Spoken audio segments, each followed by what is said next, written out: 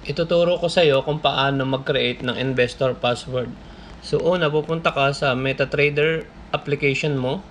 Then syempre, I'm sure naka-login ka na. So pag nandito ka na sa account mo, punta ka lang sa settings and click mo lang ito, may arrow pa puntang right. And then makikita mo may tatlong tuldok dyan. So i-click mo lang yan.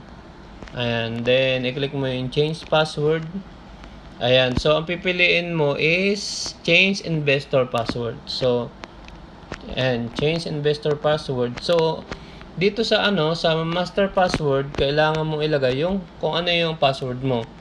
So, like for example, ito yung sa akin,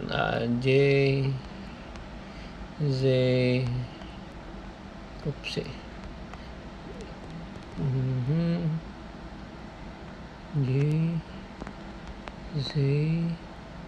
U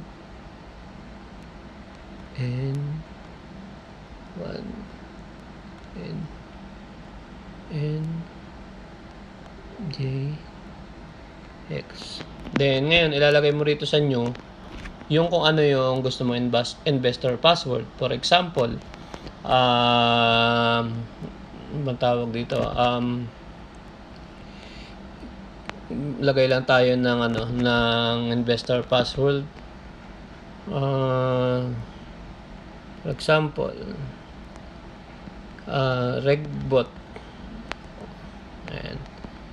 Regbot. Lakayan natin yan. Regbot 2020. So, ayan. Regbot 2020. Then, click mo yung change.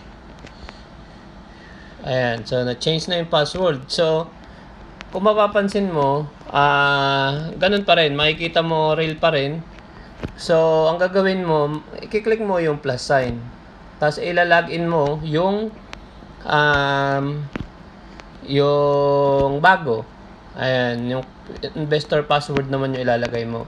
So, enter, login 2506462. Tapos yung ginawa mong bagong yung investor password, regbot, ayan, 2020.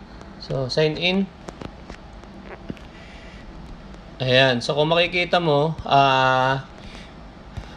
yan, investor. So, wala kang wala kang mapipindot. Hindi ka makakapag-trade dito. Ayan, makikita mo lang chart. Then, ang gagawin mo doon sa account mo na is i-delete mo. Ayan, i-delete mo lang sa MT4, hindi naman madi-delete yung account mo. So, para at least sigurado na wala kang mapipindot sa account mo. So, ayan, yan yung account mo. So, pag nakita mo investor sa bandang kanan, ibig sabihin, kahit mapindot mo yung trade is wala kang hindi mo matitrade yan, hindi accidentally na matitrade. Okay?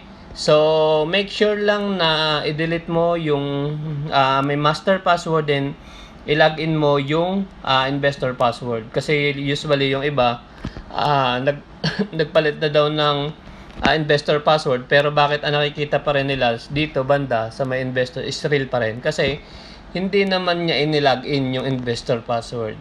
Okay? So, I hope na naging malinaw itong video na ito.